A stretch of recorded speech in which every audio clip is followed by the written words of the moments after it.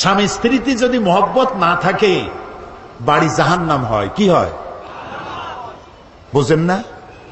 যেই বাড়িতে স্বামী স্ত্রীতে মহব্বত নাই, আপনার বাড়িতে আপনি 1000 কোটি টাকার মালিক হন, গুলশানে আর বনানীতে বাড়ি থাকুক 40টা, কিন্তু স্ত্রীর সাথে মহব্বত নাই, আপনার বাড়ি আপনার জীবন জাহান্নামের জীবন। ওদের দেশে তাই, স্বামী তার স্ত্রীকে বিশ্বাস করে না, স্ত্রী তার স্বামীকে বিশ্বাস করে না। স্ত্রী তার স্বামীরে বলে যে আজকের রাতে আমার বয়ফ্রেন্ড আমার সাথে রাত কাটাবে, তুমি অন্য কোনো ফ্ল্যাটে অথবা রেস্টুরেন্টে গিয়ে থাকো। স্বামী বেচারা যদি অসন্তুষ্ট হয়ে পুলিশে খবর দেয়, যদি পুলিশকে স্বামী যদি তার স্ত্রীকে এই কাজে বাধা দেয়, তাহলে স্ত্রী 999 ডায়াল করে, সাথে সাথে থানা থেকে পুলিশ আসে। স্ত্রী নালিশ করে, আমি আমার বয়ফ্রেন্ড নিয়ে ঘুরবো, মার্কেটিং করব, রাত কাটাবো, সে আমার মৌলিক অধিকারের উপরে হস্তক্ষেপ করেছে, সে আমাকে বাধা দেয়। পুলিশ বলবে, বেটা তোমার স্ত্রী একটা বয়ফ্রেন্ড কেন, 15টা বয়ফ্রেন্ড নিয়ে থাকবে, তাতে তোর কি, যা বেটা বাইরে চলে যা। এই হলো সভ্যতা। প্রিয় ভাই, সব বানানো কথা বলার অভ্যাস আমার নাই। আমার চোখে দেখেছি মা নিজের বাচ্চাকে পুশ চেয়ারে করে রাস্তা দিয়ে ঠেলে নিয়ে যায়, আর কুত্তার বাচ্চা কোলে নিয়ে হাঁটে। এই সন্তান তার মাকে কেন শ্রদ্ধা করবে, কেন ভালোবাসবে? ওই স্বামী তার স্ত্রীর জন্য প্রাণ দিবে কেন? যে স্ত্রী তার স্বামীর সামনে ভিন্ন পুরুষের কণ্ঠলগ্ন হয়ে থাকে। এবং ওই স্ত্রীও বা স্বামীকে শ্রদ্ধা করবে কেন? যে স্বামী তার স্ত্রীর সামনে অন্য মেয়েদের বাহুলগ্ন হয়ে থাকে। ভালোবাসা নাই। সেই জন্য বৎসরের মধ্যে একদিন হলেও ভালোবাসার নামে ভনিতা করা লাগে বলে 14ই ফেব্রুয়ারি তারা বেছে নিছে। আমরা ওই জাতিকে বলি, আমি আজকে পরিষ্কার বলতে চাই, এটা বিশ্ব ভালোবাসা দিবস নয়, এটা বিশ্ব বেহায়া দিবস। আমার দরকার নাই তোমার ওই ভালোবাসা, কারণ আমার জন্মই হয়েছে ভালোবাসা দিয়া। আমার রসুল বলেছেন আদ-দীন আন-নাসিহা, ইসলাম হলো ভালোবাসা। ইসলাম মানেই ভালোবাসা, ইসলাম মানেই ভালোবাসা। আজকাল তো আর দিবসের অভাব নাই। পিতৃ দিবস, মাতৃ দিবস, নারী দিবস, কন্যা দিবস, স্বাস্থ্য দিবস, কলেরা দিবস, বসন্ত দিবস। এখন আবার শুনতেছি নতুন ভাবে আর এক দেওয়াল লিখন হচ্ছে, বিশ্ব চিন্তা দিবস। আয়োজকদের জিজ্ঞেস করলাম, ভাই বিশ্ব চিন্তা দিবসের থিম কি, বিষয়টা কি?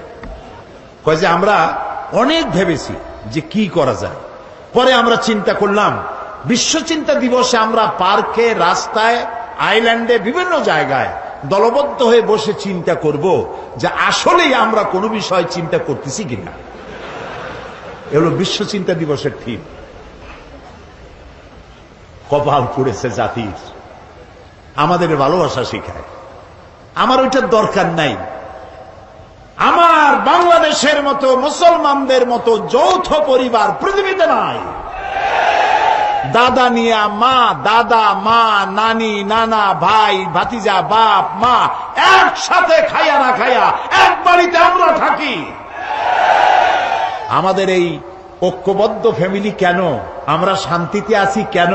পূজা রোজা একসাথে হয় কেন? এই জ্বালা সহ্য হয় না। আমাদের মতো তোরা জ্বলিস না কেন?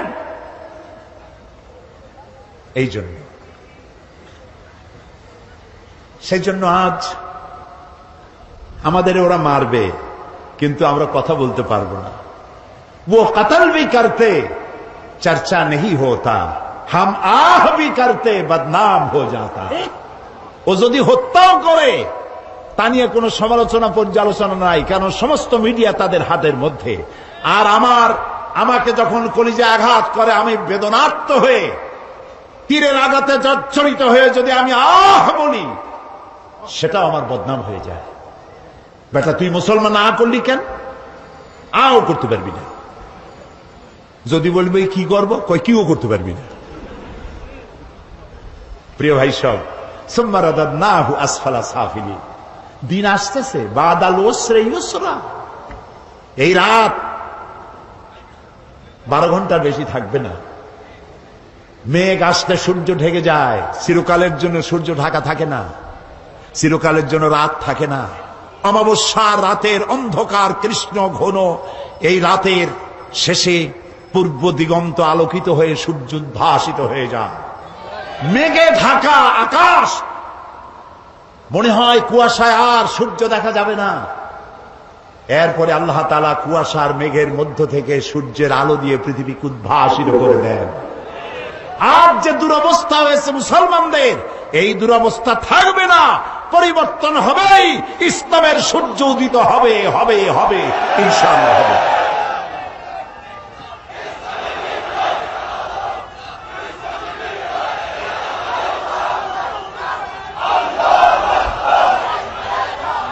প্রিয় ভাই সব, প্রিয় ভাই সব,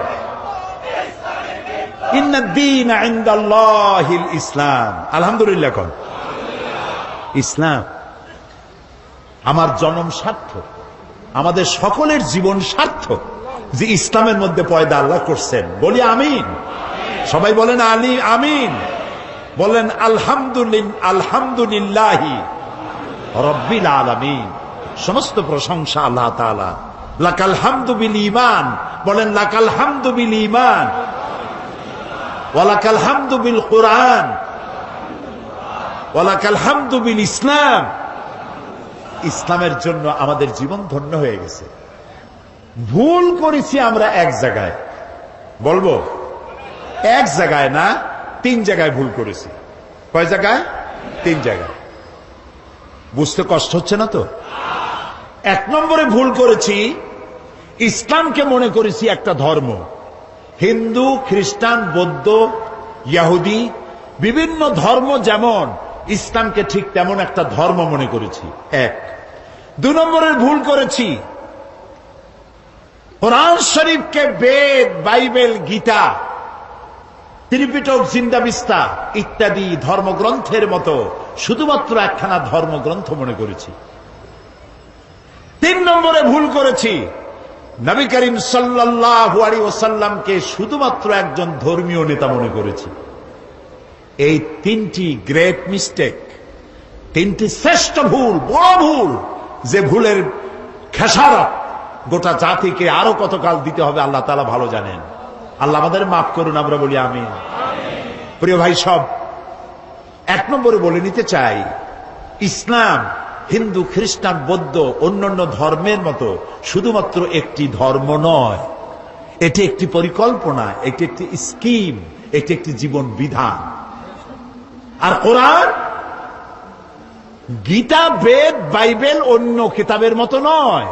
আমি গীতাকে সম্মান করি, আমি রামায়ণকে সম্মান করি, আমি বেদকে সম্মান করি, আমি ইনজিল, ফুরকান, তাওরাত, জাবুর আল্লাহ যা নাজিল করেছেন সেগুলিকেও সম্মান করি। আমরা সমস্ত নবীদেরকে সম্মান করি। লা নুফাররিকু বাইনা আহাদিম মির রুসুলি, কোন নবীর মধ্যে তারতম্য করি না। আমরা ঈসা আলাইহিস সালামকে সম্মান করি, সুবহানাল্লাহ। ঈসা আলাইহিস সালামের মাকে সম্মান করি। কিন্তু তোমরা সম্মান করতে জানলা না। নিজের সম্মান না থাকলে অন্যকে সম্মান করা যায় না। রাসূলুল্লাহর মাথায় বোমার মতো পাগড়ি পরাইয়া আর অর্ধনগ্ন নারী 2 পাশে বসাইয়া আমার নবীকে বেইজ্জত করতে পারো নাই, বিশ্বের 600 কোটি মানুষকে বেইজ্জত করেছ, পৃথিবীর সভ্যতাকে বেইজ্জত করেছ। আমার রসুলের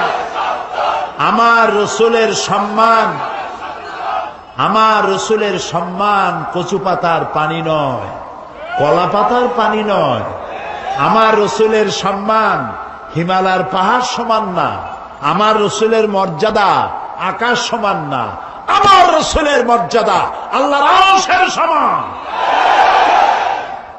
আল্লাহর আরশ পর্যন্ত, আল্লাহর আরশে এই পৃথিবীর কোন মানুষকে আল্লাহ তাআলা দাওয়াত দেন নাই, আমার রসুলকে দাওয়াত দিয়েছে। কাজী তাকে অমর্যাদা তোমরা করতে পারবে না, নিজেদেরকে অমর্যাদা করেছ। এ বিষয়ে আমি পরে কথা বলবো ইনশাআল্লাহ। এখন যেটা বলতে চাই, ইসলাম এটি একটি পূর্ণাঙ্গ জীবন ব্যবস্থা। আমি আগেই বলেছি, এটি শুধু নামাজ, রোজা, হজ, যাকাত নয়, এটি একটি জীবন ব্যবস্থা। দেখুন, নবী করিম সাল্লাল্লাহু আলাইহি ওয়াসাল্লাম যখন হেরা পাহাড় থেকে নামলেন, তিনি তো একটা দাওয়াত দিয়েছিলেন, ইয়া আইয়ুহান নাস কুলু কি কন্ত লা ইলাহা ইল্লাল্লাহ তুফলিহু। কি মজার কালেমা! আলহামদুলিল্লাহ। মুক্তির জন্য তোমরা এটা ঘোষণা দাও। নবী করিম সাল্লাল্লাহু আলাইহি ওয়াসাল্লাম এই ঘোষণার পর শান্তিতে থাকতে পারেন নাই, সাহাবায়ে কেরাম অত্যাচারিত হয়েছে।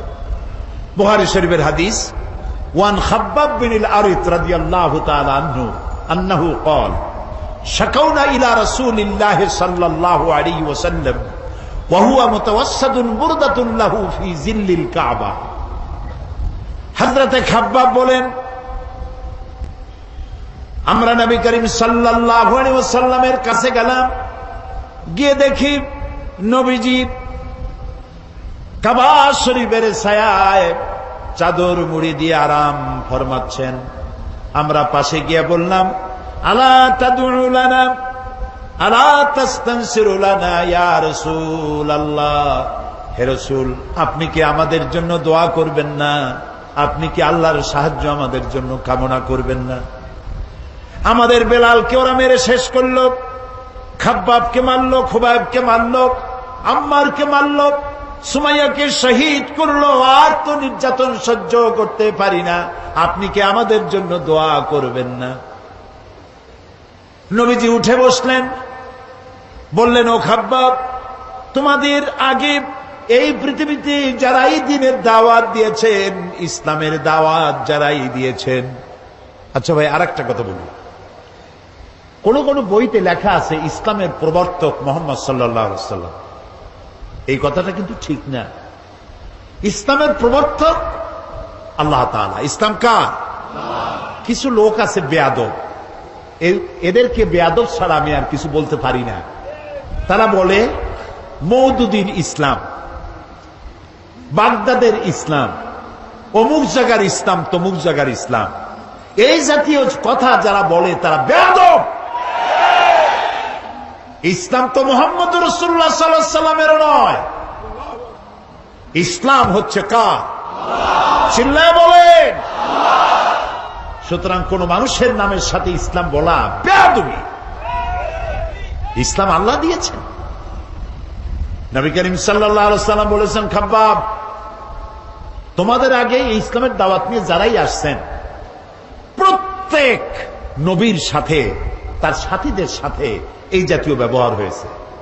তোমরা জানো না, যারা এই দিনের দাওয়াত দিয়েছে তাদেরকে ধরা হতো, ফায়ুহফারু লাহু ফিল আরদ, তাদের জন্য জমিনে গর্ত খনন করা হতো, ফায়ুজআলু ফিহা, এরপরে সেই গর্তের মধ্যে তাকে কোমর পর্যন্ত দাবায় দেওয়া হতো, সুম্মা ইউতা বিল মানশার, এরপরে করাত আনা হতো, ফায়ুদাউ আলা রাসিহি, এরপরে সেই করাত তার মাথার উপরে রাখা হতো, ফায়ুজআলু নিসফাইন, এরপরে করাত দিয়া চিরে জীবিত মানুষটিকে দ্বিখণ্ডিত করে ফেলে দেওয়া হতো। মা ইয়াসুদ্দুহু যালিকা আন দীনিহি, এত কষ্ট দেওয়ার পরেও একজন মুসলমানকেও তারা দ্বীনের রাস্তা থেকে এক চুলও সরাইতে পারে নাই। আমরা পারবো এরকম? পারবো? কারা কারা পারবো? আলহামদুলিল্লাহ। হাত নামা, হাত নামা, হাত নামা। রাসূলুল্লাহ বলছেন, শোনেন শোনেন শোনেন, নবী করিম সাল্লাল্লাহু আলাইহি ওয়াসাল্লাম বলছেন, ওয়াল্লাহি ওয়াল্লাহি লা ইউতাম্মান্নাল্লাহু হাযাল আমরা হাত্তা ইয়াসিরুর রাকিবু মিন সানা ইলা হাদারামাউত। ও খাব্বাব, আমি আল্লাহর নামে কসম করি। কে কে কসম করছে? হুজুরে করিম সাল্লাল্লাহু আলাইহি ওয়াসাল্লাম আল্লাহর নামে শপথ করছি। সুবহানাল্লাহ। ও খাব্বাব, সেদিন বেশি দূরে নয়, যেদিন ইয়েমেনের রাজধানী সানা থেকে শুরু করে হাজার হাজার মাইল দূরে হাজারামাউত পর্যন্ত সুন্দরী যুবতী মেয়েরা রূপের পশা নিয়ে, সদাগরেরা ব্যবসায়ের মাইল নিয়ে, উট আর ছাগল আর ভেড়া নিয়ে যাতায়াত করবে হাজার হাজার মাইল। লা ইয়াখাফু ইল্লাল্লাহ, আল্লাহ ছাড়া কোনো ভয় তাদের দিলে থাকবে না। চোরের ভয়, ডাকাতের ভয়, ধর্ষণের ভয় থাকবে না। কে বলছেন? কার নামে কসম করে? আল্লাহর নামে কসম করে বলছেন। তারপরে রাসূলুল্লাহ বলছেন আবিল যিবু আলা গানামি, তবে হ্যাঁ এই ভয় থাকতে পারে, সাথে যদি উট ছাগল ভেড়া থাকে তো বাঘের ভয় তো থাকতেই পারে। আল্লাহর কথায়, রসুলের কথায় কোনো ফাঁক থাকে না। কথা কি বোঝেন? একজন এক এলাকার এক বক্তা ছিল, ইলেম কালাম কম। উনি মাহফিলে গিয়ে দেখতেন যে আলেম আছে কিনা, তাহলে ওয়াজ শর্ট করতেন। তখন আলেম আছে কিনা তা বুঝবে কি করে? সেই জন্য তিনি বলতেছেন যে ভাই, আজকে আমি একটা পাতার ওয়াজ করব। সেই পাতাটার ফজিলত সাংঘাতিক। পানিতে পড়লে একরকম, ডাঙ্গায় পড়ে একরকম, এরকম একটি পাতার ওয়াজ করতে চাই। জনগণ বলল আমরা এরকম ওয়াজ শুনতেই চাই। তিনি বললেন দেখেন, ওই পাতাটা যদি নদীর মধ্যে পড়ে কুমির হয়ে যায়, আর পাতাটা যদি ডাঙ্গায় পড়ে বাঘ হয়ে যায়। মাঝখান থেকে একটা লোক দাঁড়ায় বলছেন, আচ্ছা হুজুর, এই পাতার ফজিলত যখন এরকম, তাহলে যদি এই পাতাটা অর্ধেকটা পড়ে নদীতে, অর্ধেকটা পড়ে ডাঙ্গায়, তখন কি হবে? মৌলভী সাহেব মনে করলেন আলেম তো আছে। ওয়াখির দাওয়ানা আলহামদুলিল্লাহি রাব্বিল আলামিন, আসসালামু আলাইকুম ওয়া রাহমাতুল্লাহ।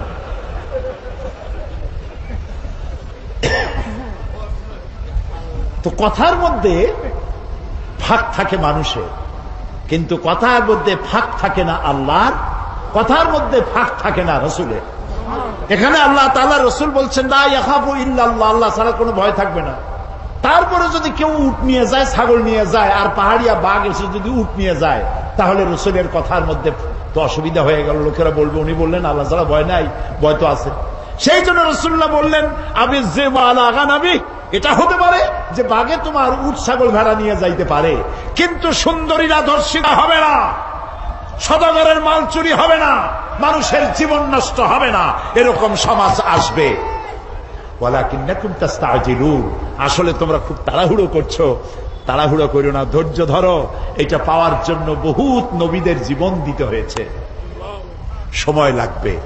ইসলাম শুধু নামাজ, রোজা, হজ, যাকাত নয়, শুধু দাড়ি, টুপি, মেসওয়াক নয়। দাড়ি, টুপি, জামা, মেসওয়াক, নামাজ, রোজা সহ বিশাল স্কিম, বিশাল পরিকল্পনা। আমরা সবটারে বাদ দিয়া শুধু খোলসটা ধরে আছি, আসলটা বাদ দিয়ে দিছি। আমরা যখন মসজিদে যাই তখন মুসলমান থাকি, কিন্তু আমি যখন দোকানে যাই তখন আমি মুসলমান থাকি না। কথা কি বোঝেন? কথা কি বোঝেন? হায় রে মুসলমান, বলতেও লজ্জা করে। এই যে ভেজাল ধরা আবিষ্কার, যখন ভেজাল ধরার জন্য ঢাকায় যখন অভিযান চললো, হায় হায় রে, কি দেখলাম! কি সব নাম করা হোটেলে কি খাওয়ায়! গরিবে খাইলে কয় যে ফ্যান খায়। এই যে চাও ভাতের যে মাড়, ওইটারে কি বলে এখানে? হ্যাঁ, মাড় বলে, মাড়। আমাদের পিরোজপুর, বরিশালে কয় ফ্যান। গরিবে যদি খায় ফ্যান, ওই ফ্যানটাকে বড় বড় হোটেলে এইরকম সুন্দর কাপের মধ্যে দিয়ে একটু মশলা ছিটাইয়া, এইটার দাম 150 টাকা। এটা হলো রাইস স্যুপ। গরিবে খাইলে মাছ খাইছে, ফ্যান খাইছে। রসগোল্লা, বিরাট বিরাট নাম করা মিষ্টির দোকান, নাম বলবো না। রসগোল্লা বানায়, রসগোল্লা বানাতে গেলে ছানা লাগবে, যত ছানা লাগবে তত দুধ লাগবে। এখন এত দুধ, পয়সা খরচ হয় বেশি, আমার লাভ করা লাগবে বেশি। সেই জন্য দুধের ভিতরে টয়লেট পেপার ছেড়ে দিয়া, জাল দিয়া তাড়াতাড়ি ছানা বানায় ফেলা হয়। ইন্না লিল্লাহি ওয়া ইন্না ইলাইহি রাজিউন। সানাসার গুলা, পচা বিস্কিট, পচা ময়দা, নুডলস, সব পচা ময়দা। এগুলির মধ্যে ট্রেনের পোড়া মোবিল দিয়া ভাজি করে সুন্দর করে মুখে মজা লাগাইয়া খাওয়াই দিল।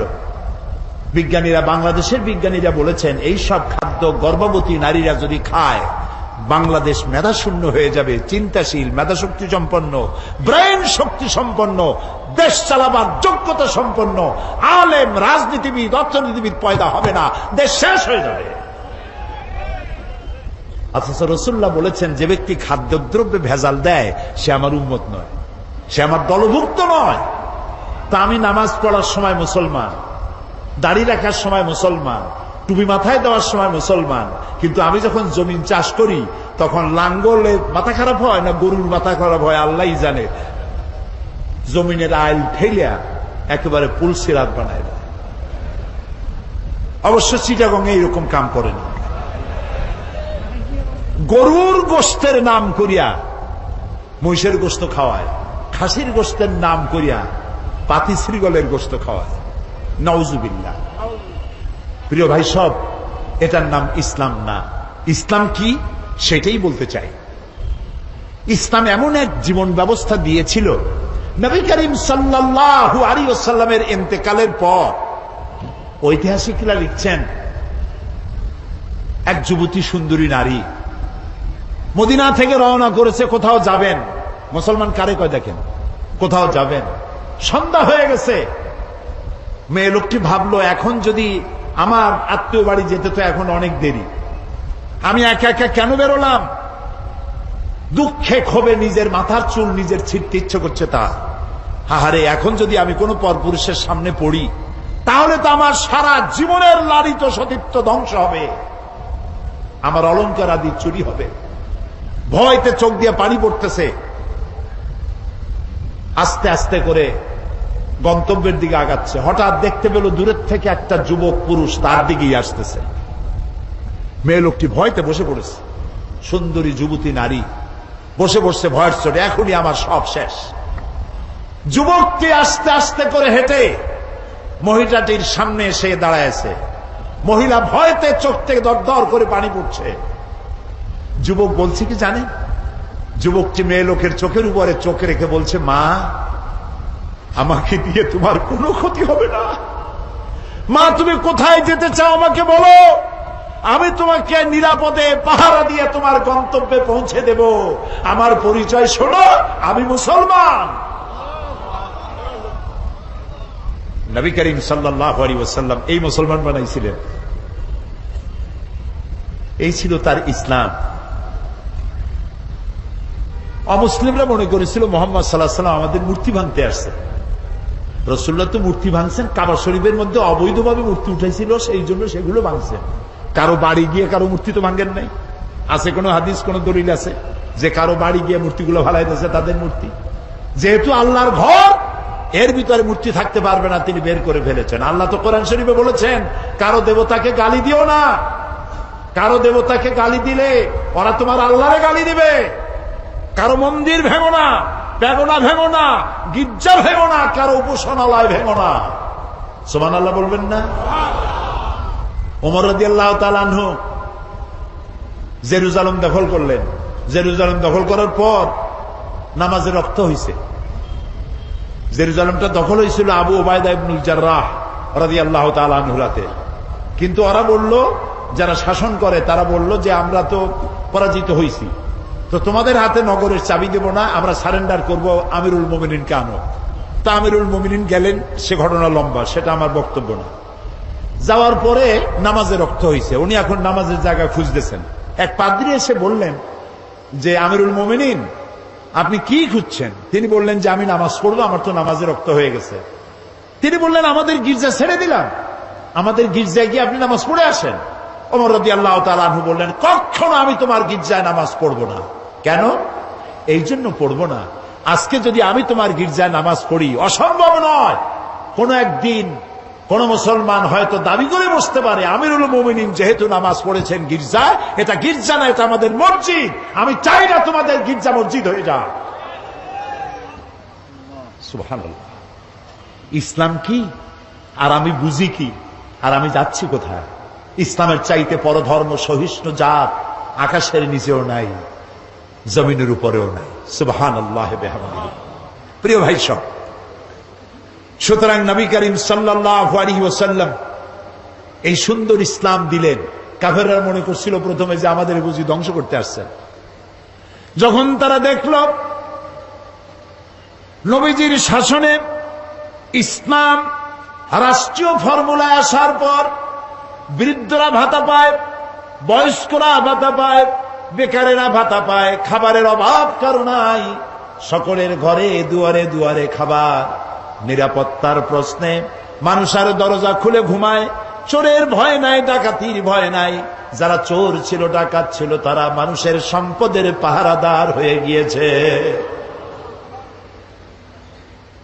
নবীজি মদিনার শেষ জীবনে শেষ সূরা যেটা নাজিল হলো, আল্লাহ তাআলা বলছেন ইযা জাআ নাসরুল্লাহি ওয়াল ফাতহু আরাআইতান নাসা ইয়াদখুলুনা ফি দীনিল্লাহি আফওয়াজা ফাসাব্বিহ বিহামদি রাব্বিকা ওয়াস্তাগফির ইন্নাহু কানা তাওয়াবা। যখন আল্লাহর মদদ আসবে, বিজয় আসবে, দেখতে পাবেন দলে দলে লোক ইসলামে প্রবেশ করছে। নবী করিম সাল্লাল্লাহু আলাইহি সাল্লামের ইন্তেকালের আগে দেখা গেল আশেপাশে আর কাফের নাই, সব ইসলামের ছায়াতলে চলে এসেছে, ঘোষণা করেছে লা ইলাহা ইল্লাল্লাহু মুহাম্মাদুর রাসূলুল্লাহ। সুবহানাল্লাহ, সুবহানাল্লাহ।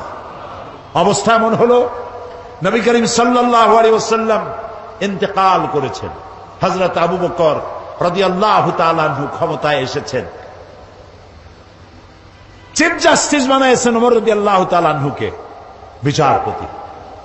ঐতিহাসিকরা লিখছেন ফামাকাসা আমান কামিলান ফালাম ইয়াখতাসিম ইলাইহি ইসনান, একটা বছর পার হয়ে গেল, হযরত ওমরের আদালতে একটা মামলা আসে নাই, একটা মামলা নাই। সুবহানাল্লাহ কইতে ইচ্ছে করেন? যাই দেখুন তো চট্টগ্রাম আদালতে কত হাজার মামলা পড়ে আছে, সারা বছর একটা মামলা নাই।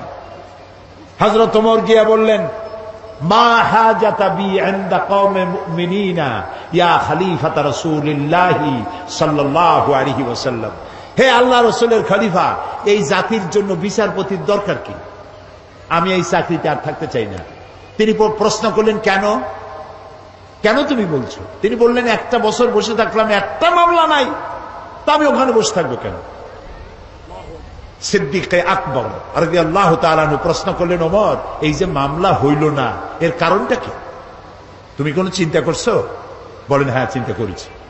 আমি চিন্তা করে দেখলাম হে খালিফা, আপনি আমাকে এমন একটা জাতির জন্য আমাকে বিচারপতি বানিয়েছেন যে জাতির দিন হচ্ছে দিন হুমুন নাসিহা, এ জাতির দিন হচ্ছে ভালোবাসা আর ভালোবাসা। সুবহানাল্লাহ বলবেন না? সবাই সবাইকে ভালোবাসে, কারো সাথে কারো ঝগড়া নাই, বিবাদ নাই। সুবহানাল্লাহ। ওয়া মানহাজুহুমুল কোরআন, আর তাদের মানহাজ, তাদের দস্তুর, তাদের কনস্টিটিউশন হচ্ছে আল্লাহর কালাম। সুবহানাল্লাহ। ওয়া আমালুহুম আল আমরু বিল মারুফ ওয়ান নাহি আনিল মুনকার, আর তাদের আমলটাই হচ্ছে মানুষকে ভালো কাজের আদেশ দেওয়া আর অন্যায় কাজ থেকে মানুষকে ফিরিয়ে রাখা।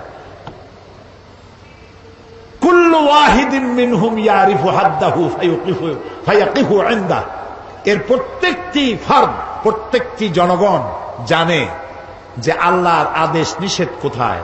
প্রত্যেকেই তার বর্ডারে এসে থেমে যায়, বর্ডার ক্রস করে না।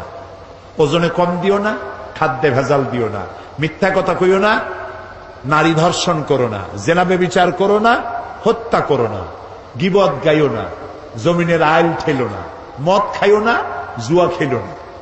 যা যা এগুলি বর্ডার, তিলকা হুদুদুল্লাহ, এগুলি কি বলুন তো? আল্লাহর বর্ডার। বলেন না এগুলি কি? আল্লাহ তাআলা বলছেন ফালা তাকরাবুহা, এটাকে ক্রস করা তো দূরের কথা, এটার কাছেও যেও না। সুবহানাল্লাহ। কুল্লু ওয়াহিদুম মিনহুম ইয়ারিফু হাদ্দাহু ফায়াকিফু ইনদাহু, বর্ডারে দাঁড়ায় যায়, বর্ডার ক্রস করে না। এবং ওয়াইজা মারিদা আহাদুহুম আদুহু, তাদের মধ্যে যদি কেউ অসুস্থ হয় তাহলে তাকে তারা দেখতে যায়। আজকে আমরা এই আমল হারাই ফেলাইছি। দোতলায় মানুষ মরে, তিন তলায় বিবাহ হয়, খোঁজও জানে না, জিজ্ঞাসাও করে না। এই অবস্থা হয়ে গেছে না? প্রিয় ভাই সব, ইসলামী আদতগুলি আমাদের মধ্যে আসা দরকার, আমাদের মধ্যে ইসলামী আমলগুলি হওয়া দরকার। রাসূলুল্লাহ কারো অসুখ হইলে দেখতে যাইতেন, কিছু নিয়ে যাইতেন, মাথায় হাত বুলাইতেন, ফু দিতেন, দোয়া করতেন। সুবহানাল্লাহ। আপনার শত্রু যদি হয়, অসুস্থ হয়েছে, আপনি যদি তাকে দেখতে যান, একটু কমলা নিয়ে যান, একটু বেদানা নিয়ে যান, একটু আঙ্গুর নিয়ে যান। আপনার সাথে শত্রুতা থাকবে, চক্ষু লজ্জার সৃষ্টি হবে। তাহাদ্দু তাহাব্বু, হাদিয়া দাও, মোহব্বত বাড়বে। আর সালাম দাও, গণ গণ সালাম দাও। সুবহানাল্লাহ। আফসুস সালাম, রাসূলুল্লাহ বলেছেন সালাম দাও, বেশি করে সালাম দাও। সুতরাং নবী করিম সাল্লাল্লাহু আলাইহি ওয়াসাল্লাম যে জীবন ব্যবস্থা এনেছিলেন, সেই ব্যবস্থা ছিল এরকম, যেখানে ঝগড়াঝাটি ছিল না, মারামারি ছিল না। এই হলো ইসলাম। সেই ইসলাম এই পৃথিবীতে যাতে আর উঁচু না হতে পারে, এই পৃথিবীটাকে ধ্বংস করার জন্য যত মতবাদ তৈরি হয়েছিল সব শেষ, পুঁজিবাদ শেষ, কমিউনিজম শেষ। মানুষের গন্তব্য ছিল ইসলামের দিকে। কোন দিকে গন্তব্য? ইসলামের দিকে। সেই ইসলাম যেন আগাতে না পারে, সেই জন্য মুসলমানদের নাম দিতে হবে সন্ত্রাসী। কি নাম দিতে হবে? সন্ত্রাসী। শুরু হয়ে গেল সন্ত্রাস, পৃথিবী জুড়ে সন্ত্রাস শুরু হয়ে গেল। বর্তমান পৃথিবীতে সন্ত্রাস নাই এমন কোন দেশ আছে বলে আমার জানা নাই। সারা দুনিয়া জুড়ে সন্ত্রাস। এই মাহফিল হওয়ার কথা ছিল কবে বলেন? ডিসেম্বর মাসে বোমা খইয়ের মতো ফুটতে লাগলো চতুর্দিকে। কেন ফুটাইল? তারা বলতে চায় তারা আল্লাহর আইন প্রতিষ্ঠা করবে। কার আইন? আল্লাহর আইন প্রতিষ্ঠা করবে। এখন আল্লাহর আইন প্রতিষ্ঠার জন্য বোমা মারবে। শুরু হয়ে গেল বোমা। একসাথে বাংলাদেশের কতগুলি 63টা জেলায় বোমা শুরু হলো। আমরা এগুলার নামও শুনি নাই জীবনে। নাম হলো জামাতুল মুজাহিদিন, হরকতুল জেহাদ, তারপরে আর একটা কি, না না না, জেএমবি, হরকতুল জেহাদ, হিজবুত তাহরীর। তারপরে আবার নাম হলো, এটা আবার নতুন নাম, জানি না এটা আবার কোথার থেকে আবিষ্কার হইল আল্লাহই জানে। সে নতুন নাম আর একটা হয়েছে, সেটা হলো আল জঙ্গিতুল জংলা। একটা আল শব্দ বসাই দিলেই মনে হবে যেন ওটা ইসলাম। এখন তারা ইসলাম প্রতিষ্ঠা করবে বোমা মারিয়া। এটা কি জন্যে? আল্লাহর আইন। আমাদের স্লোগান ছিল আল্লাহর আইন চাই, আর কি চাই বলেন না সবাই? আল্লাহর আইন চাই। আর আল্লাহর আইনকে বদনাম করার জন্য শোনেন, মাথা কাটায় শোনেন কথা, আল্লাহর আইনের কথা যাতে আর পৃথিবীতে উচ্চারিত হতে না পারে, জিহাদের নাম যাতে মুসলমানেরা আর না নিতে পারে, সেই জন্য শুরু হলো ষড়যন্ত্র। পৃথিবীর মুসলমানেরা জিহাদের নাম মোছা যাবে না, জিহাদ চলবে কিয়ামত পর্যন্ত। তবে জিহাদটা কি, জিহাদটা কি সেটা বুঝতে হবে। জিহাদ আর কিতাল এক জিনিস নয়, জিহাদ আর যুদ্ধ এক জিনিস নয়, হলি ওয়ার এবং যুদ্ধ এক জিনিস নয়। জিহাদ এক পবিত্র জিনিস। সেটি কি? সেটি হচ্ছে জিহাদের আবিধানিক এবং পারিভাষিক অর্থ হচ্ছে যে কোনো উদ্দেশ্যকে সফলতার শীর্ষে পৌঁছে দেওয়ার জন্য যে প্রাণান্তকার প্রচেষ্টা করা হয়, ওই প্রচেষ্টার আরবি নাম হলো জিহাদ। এটা যুদ্ধ নয়। এখন আমার মূল লক্ষ্য ইসলাম প্রতিষ্ঠা। আমার মূল লক্ষ্য কি? এই ইসলাম প্রতিষ্ঠার জন্য আমি যদি বই লিখি, তাহলে এটা আমার লেখার জিহাদ। আমি এটা প্রতিষ্ঠার জন্য যদি আমি বক্তৃতা করি, এটা আমার বক্তৃতার জিহাদ।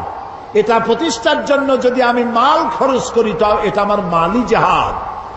আর যদি এই আন্দোলনকে ব্যাহত করার জন্য অন্য কোন রাষ্ট্র যদি ঝাঁপাইয়া পড়ে, তাহলে কেবলমাত্র রাষ্ট্রের পক্ষ থেকেই সেইটার মোকাবেলা করার জন্য সশস্ত্র জেহাদের হুকুম আসতে পারে। কোন রাজনৈতিক দল, কোন ব্যক্তি জেহাদের অর্ডার দেওয়ার কোন ক্ষমতা নাই, এখতিয়ার নাই। এই অনুমতি ইসলাম দেয় না। কারো বাবার হিম্মত নাই অন্ধকারের ভিতরে দল বানাইয়া বোমা মেরে ইসলাম কায়েম করবে। এটা ইসলাম নয়, এটা শয়তানি। ইসলামকে বদনাম করার জন্য তারা এই পন্থা অবলম্বন করেছে। প্রিয় ভাই, সব কথাগুলি আপনাদেরকে শুনতে হবে। মানব সমাজে নবীদের দাওয়াত কবুল করেছেন, তাদেরকে একেবারেই আইনগুলি একসাথে আল্লাহ দেন নাই। আল্লাহর কায়দাটা দেখেন। আল্লাহ তো ইচ্ছা, সবচাইতে ক্ষমতা কার বেশি? যারা জবাব দেন নাই তারা কিন্তু বিপদে আছেন। কারণ হলো কোন কোন প্রশ্ন আছে জবাব দিতে হয় পুরুষের মতো ঠাস ঠাস করে জবাব দিতে হয়। ইমানের প্রশ্ন সব থেকে বেশি ক্ষমতা কার? ইনফিনিট পাওয়ার, সীমাহীন শক্তির মালিক কে? কারো মোহতাজ তিনি নন, কাউকে পরোয়া করেন না, কারো কাছে কৈফিয়ত দেন না, সকলকে কৈফিয়ত দিতে হবে তার কাছে। সেই আল্লাহ তাআলা যদি ইচ্ছে করতেন, আল্লাহ বলছেন ওয়ালাউ শাআ লাহাদাকুম আজমাইন, সূরা আন-নাহল। আল্লাহ তাআলা বলছেন আমি ইচ্ছে করলে সবাইকে হেদায়েত করে দিতে পারতাম। তা আল্লাহ তো আগেই বলেছেন আমি এটা করব না, যেহেতু আমি তোমার জ্ঞান দিচ্ছি, এটা আমি করব না। আইন আস্তে আস্তে দেব। নবী করিম সাল্লাল্লাহু আলাইহি ওয়াসাল্লাম নবুয়ত পেলেন, নামাজ কি ওই সাথে হয়েছে? ওই সাথে হয়েছে। অনেক বছর পর নামাজ আসছে, তার অনেক বছর পর রোজা, তার অনেক বছর পর হজ, তার অনেক পরে যাকাত। ইমপ্লিমেন্টেশন, ইসলামের আইনের প্রয়োগ ধীরে ধীরে গ্রাজুয়ালি, একসাথে নয়। আল্লাহ প্রথমে মানুষের জেহেন, মেন্টালিটি তৈরি করেছেন, মোটিভেটেড করেছেন, মোটিভেশন করেছেন, তারপরে আইন দিয়েছেন একটু একটু করে। একটা দৃষ্টান্ত দেব, একটা দৃষ্টান্ত দেই। সব তো মুসলমান, সব ব্যাপারে আইন আসছে, কিন্তু মত সম্পর্কিত আইন তখনও আসে নাই। ইসলাম কবুলকারী মুসলমানেরা কেউ কেউ তখনও শরাবের ব্যাপারে কোন আইন আসে নাই বলে শরাব পান করতেন। প্রশ্ন উঠল, হে রাসূল, এই যে মদ টদ খাইয়া মাতলামি করে টরে, এসব ব্যাপারে তো কোনো আইন টাইন আসলো না, এটা বিষয়টা কি? তো রাসূলুল্লাহ কথা বলতেন না যতক্ষণ জিবরাইল না বলে, জিবরাইল যতক্ষণ বলতেন না যতক্ষণ আল্লাহ রাব্বুল আলামিন প্রশ্নের জবাব দিলেন, وَيَسْأَلُونَكَ عَنِ الْخَمْرِ وَالْمَيْسِرِ قُلْ فِيهِمَا إِثْمٌ كَبِيرٌ وَمَنَافِعُ لِلنَّاسِ। হে নবী, আপনাকে প্রশ্ন করা হয় মদ এবং জুয়া সম্পর্কে, আপনি বলুন এ দুটোই ভালো জিনিস নয়, কল্যাণমূলক নয়, তবে এর মধ্যে মানুষের কিছু কল্যাণ আছে। মদের মধ্যে, জুয়ার মধ্যে মানুষের কিছু কল্যাণ আছে। 10 টাকা দিয়ে লটারিতে টিকিট কিনছে, যদি লাগিয়ে যায় তো 10 টাকার টিকিটে লেক্সাস গাড়ি পেয়ে গেছে, 10 কোটি টাকা পেয়ে গেছে। এখন জিন্দিগি যে গাড়ি দেখে নাই, 10,000 টাকা জীবনে ওর বাবেও চোখে দেখে নাই, সে যদি 1 কোটি টাকা হাতে পায়, ও কি দুনিয়ার আর দুনিয়া মনে করবে? ওর সামনে তো মেয়ে লোক তো যাইতেই পারবে না, যা খুশি তাই করবে। সেই জন্য কল্যাণ আছে, এই রাতারাতি আঙ্গুল ফুলে কলা গাছ হইতে পারে। মদ খাইলে কিছু সময়ের জন্য রাজা রাজা ভাব একটু হইতে পারে, কিন্তু ওয়া ইসমুহুমা আকবারু মিন নাফিহিমা, কিন্তু উপকারের চাইতে অপকারিতা বেশি। কে বললেন? আল্লাহ তাআলা। এটা এই আয়াত নাজিল হওয়ার পর যে সমস্ত মুসলমানরা মদ পান করতেন, ওনারা মনে করলেন যে মানুষের কল্যাণ আর অকল্যাণ আল্লাহর চাইতে তো কেউ ভালো বোঝার কথা না। তিনি যখন বলছেন কল্যাণের চাইতে অকল্যাণ বেশি, কাজী এটা পান করব না। 25% শরাবখোর শরাব ছেড়ে দিল। আরেকদিন এর কিছুকাল পরে একদিন নামাজ পড়তে গেছেন, একজন ইমাম ইমামতি করছেন তিনি, যিনি একটু আগে খাই আসছে। 17 পারা শুরু করে 23 পারায় গিয়ে ঢুকছে, মাথা তো ঠিক নাই। রাসূলের কাছে প্রশ্ন করলো যে এই তো নামাজ পড়লো ইয়া খাইয়া, এখন তো নামাজের মধ্যে প্যাঁচ লাগাই ভালাইছে, এখন কি হবে?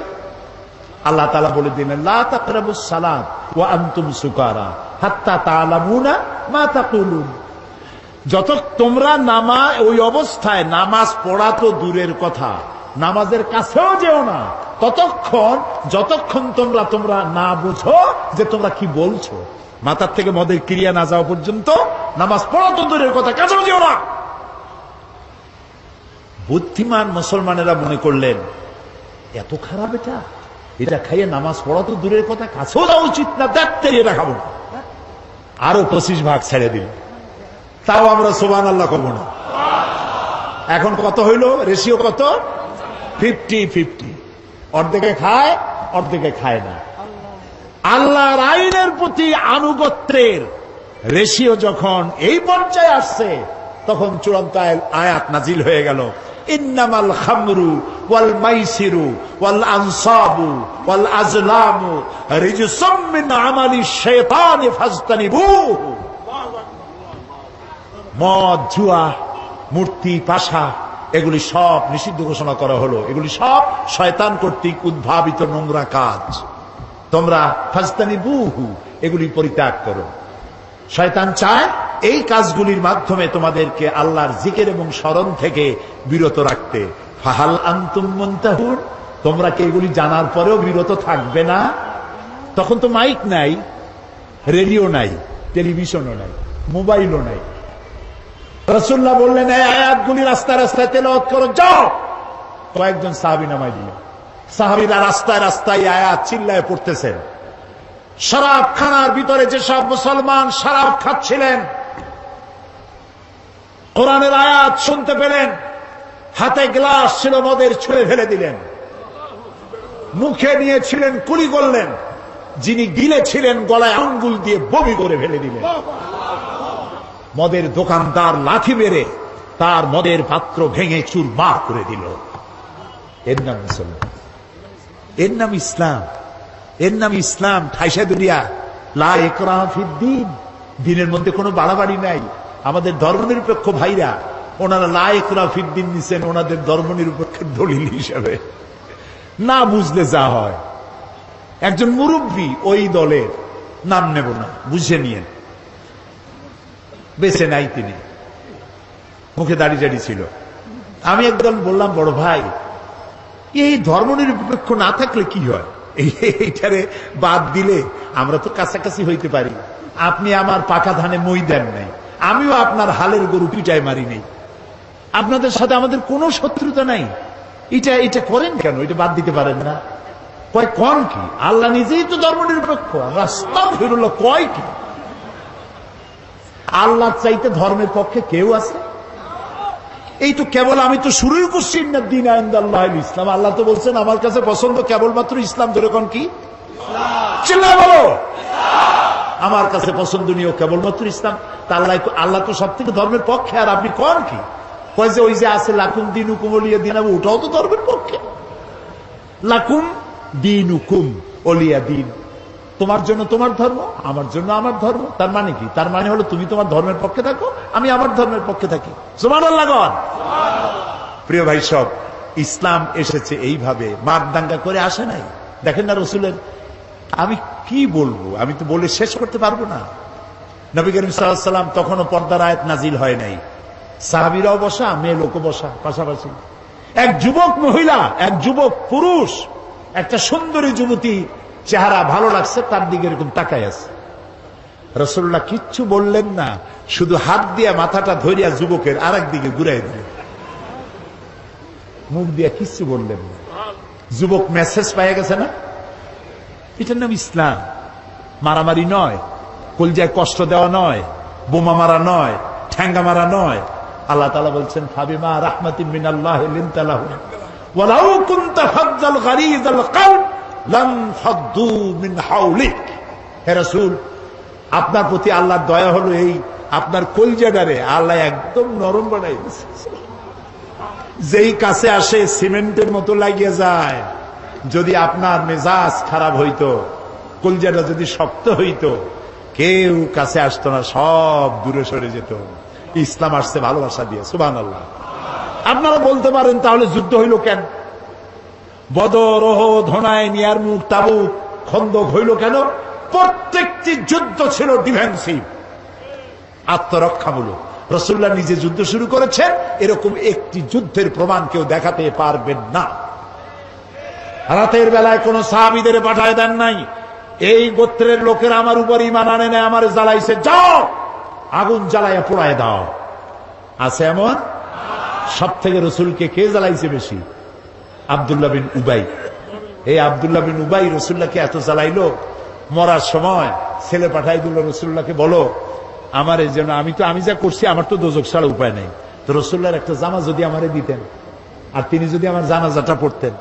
নবী করিম সাল্লাল্লাহু আলাইহি ওয়াসাল্লাম জামা দিয়ে দিলেন, জানাজা পড়তে রওনা হইছেন। হযরত ওমর রাদিয়াল্লাহু তাআলা আনহু বলছেন, ইয়া রাসূলুল্লাহ, ওর জানাজা পড়বেন আপনি? এত কষ্ট দিল আপনাকে, ইসলামকে এত জ্বালাইলো, তার জানাজা পড়বেন আপনি? আল্লাহ তাআলা আয়াত নাযিল করলেন, এদেরকে আমি ক্ষমা করব না। রাসূলুল্লাহ বললেন, আমি 70 বার মাফ চাইবো। আল্লাহ বললেন, 100 বারও যদি ক্ষমা চাওয়া হয় মাফ করা হবে না। আপনি যদি ক্ষমা চান অথবা ক্ষমা নাই চান, আমি তাকে ক্ষমা তো করবই না, আর কোনদিন এদের কবরের কাছে আপনি দাঁড়াবেন না।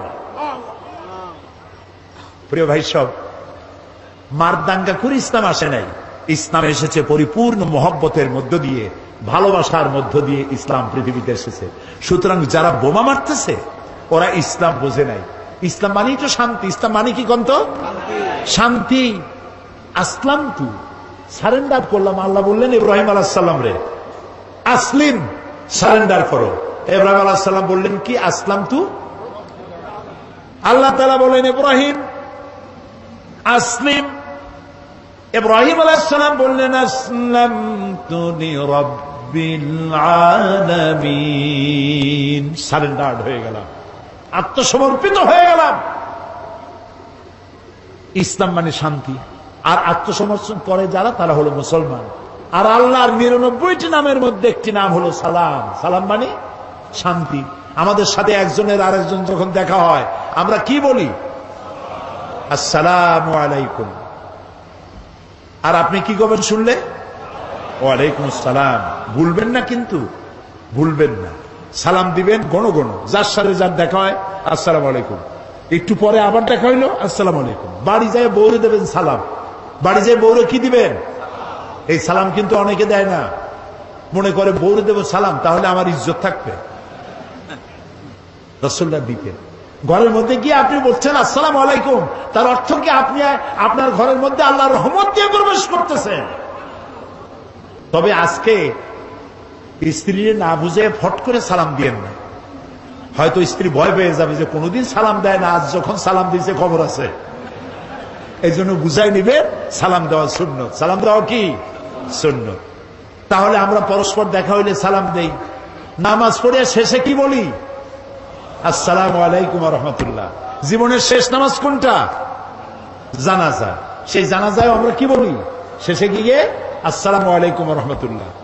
তারপরে মৃত্যুর পরবর্তী জীবনে যেখানে যাব, শেষ গন্তব্য যেটা আশা করি, সেটাও দারুস সালাম। ওয়াদখিলনাল জান্নাতা দারাকা দারুস সালাম।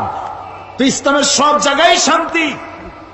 এই শান্তিপূর্ণ ইসলামে যারা বোমা মারে তারা ইসলামের শক্তি নয়, তারা ইসলামের দুশমন।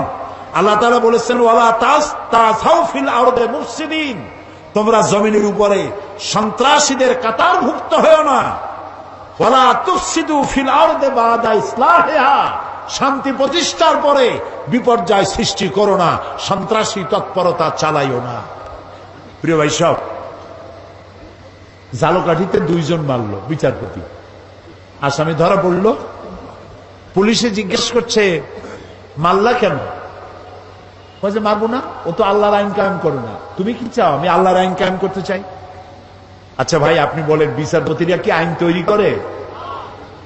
বিচারপতি তো আইন ইমপ্লিমেন্টেশন করে, প্রয়োগ করে মাত্র। সেই বিচারপতি মেরে ফেললো, পুলিশ মেরে ফেললো। পুলিশে জিজ্ঞেস করছে, আচ্ছা তুমি যদি এখন মরো তাহলে কি হবে? আমি বেহেশতে চলে যাবো, আমি তো শহীদ হবো। আরে উল্লুক, তুমি শহীদ হবা? তুমি তো খুন করে আসছো মানুষ। এই যে চট্টগ্রাম আদালত পাড়ায় বোমা বিস্ফোরিত হলো, কথা কন না কেন? হয় নাই? আহারে, আমি টেলিভিশনে দেখলাম একটা না দুইটা পুলিশ বুঝি মরল। পুলিশটা মরার পর তার হাত পাও, তার গোশত গাছে গিয়ে উঠছে। এই পুলিশটা কি অপরাধ করেছিল?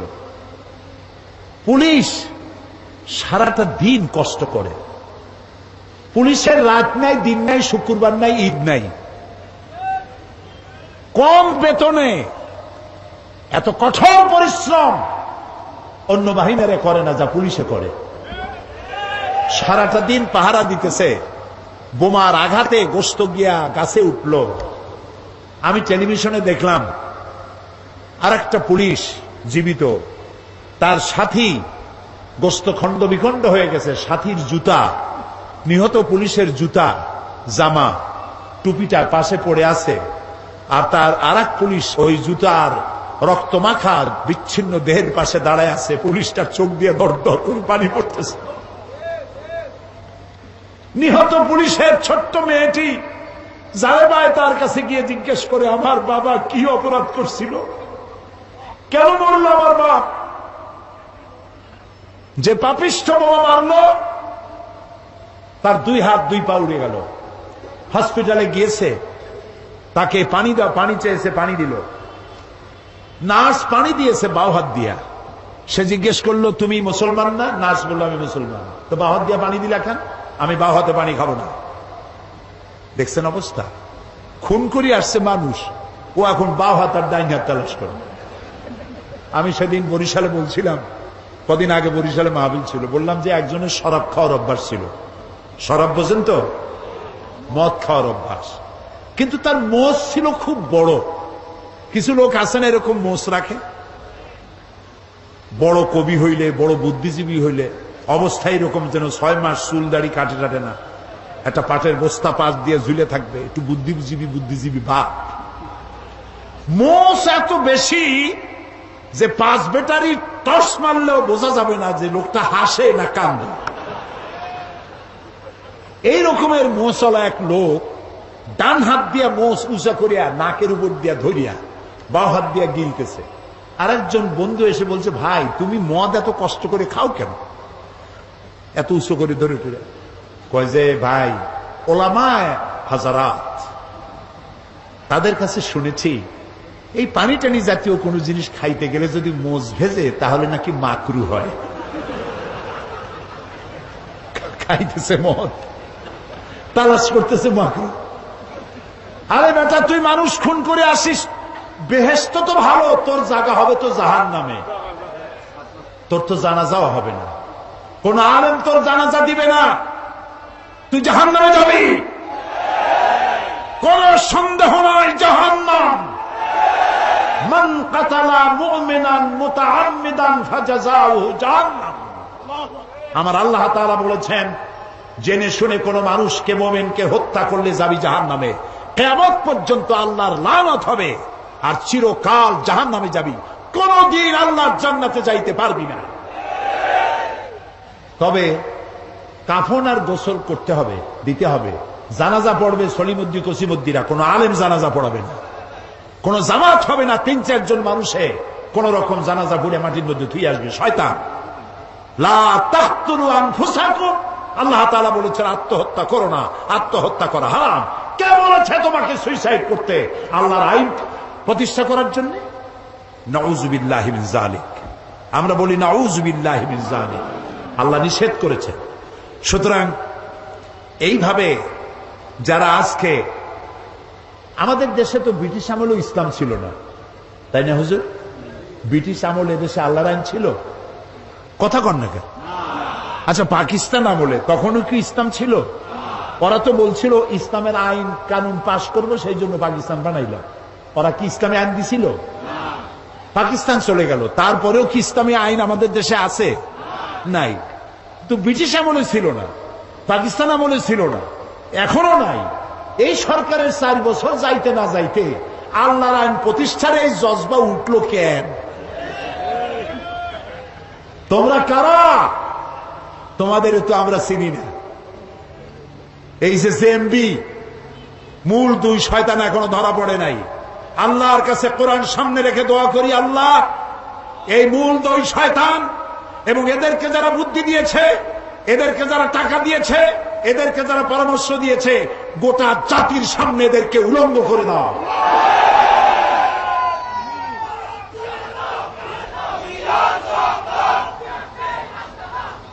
এদেশে ইসলামী আইন যারা প্রতিষ্ঠা করতে চায় আমরা তাদেরকে চিনি। তোমাদের অফিস কই? তোমাদের নেতাকে তুলারাশির লোক দিয়ে বাটি চালান দিয়ে তো পাওয়া যাবে না, অফিস কোথায়? আল্লাহর আইন যারা চায় এদেশে, আমরা সেই দলগুলির চিনি, তাদের নেতাদেরকে চিনি। তারা পার্লামেন্টে বক্তৃতা করে, তাদের মন্ত্রী আছে, তাদের অসংখ্য ইসলামী সাহিত্য আছে, তারা বক্তৃতা করে, তাদের গোটা জাতি চেনে। আমাকে বলতে হবে পরিচিত এদেশের ইসলামী শ্রেষ্ঠ আন্দোলন যারা করেন তাদের একটা বই, হাজারো বইয়ের মধ্যে একটা বই দেখতে চাই যেই বইয়ের একটা লাইনও সন্ত্রাসকে উস্কে দেয় এমন একটা বই দেখতে চাই। যারা বক্তব্য রাখেন এই আন্দোলনের নেতারা, তাদের বক্তৃতার একটি শব্দ দিয়ে সন্ত্রাসকে উস্কে দিয়েছে এরকম একটা বক্তৃতা শুনতে চাই।